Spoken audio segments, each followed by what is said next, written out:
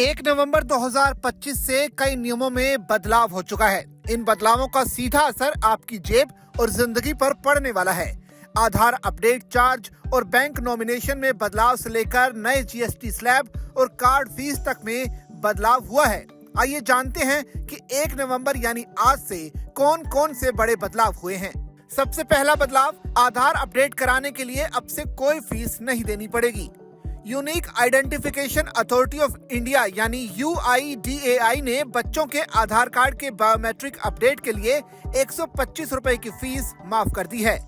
ये 1 साल तक फ्री रहेगा।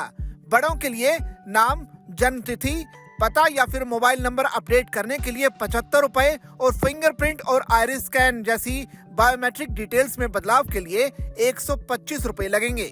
दूसरा बड़ा बदलाव बैंक से जुड़ा हुआ है। 1 नवंबर 2025 यानी आज से बैंक कस्टमर्स को एक अकाउंट, लॉकर या सेफ कस्टडी आइटम के लिए 4 लोगों को नॉमिनी बना सकते हैं। इस नए नियम का मकसद परिवारों के लिए इमरजेंसी के समय फंड्स तक पहुंचना आसान बनाना और मालिकाना हक के झगड़ों से बचना है। नॉमिनी जोड़ने या बदलने का प्रोसेस भी कस्टमर्स के लिए आसान बना दिया गया है। तीसरा बड़ा बदलाव SBI कार्ड को लेकर किया गया है। 1 नवंबर 2025 से SBI कार्ड यूजर्स को मोबिक्विक और क्रेड जैसी थर्ड पार्टी एप्स के जरिए एजुकेशन से जुड़े पेमेंट्स पर 1% फीस देनी होगी।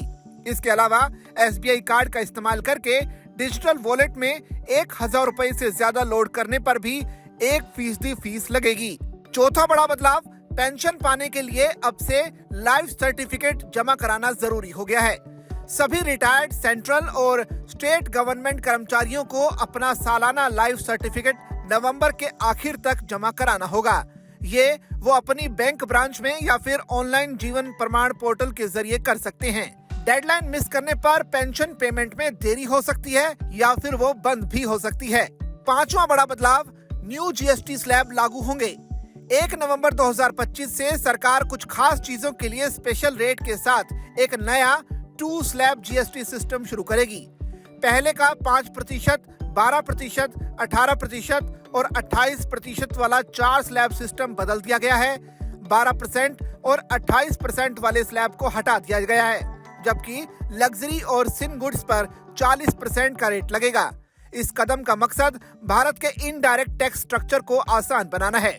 और आखिर में छठा बड़ा बदलाव, NPS से UPS में जाने के लिए समय सीमा 30 नवंबर तक, यानी केंद्र सरकार के जो कर्मचारी नेशनल पेंशन सिस्टम से यूनिफाइड पेंशन सिस्टम में जाना चाहते हैं, उनके पास अब इस प्रोसेस को पूरा करने के लिए 30 नवंबर तक का समय है। इस एक्सटेंशन से कर्मचारियों को रिव्यू करने और स्विच करने के लिए ज्यादा समय मिलेगा।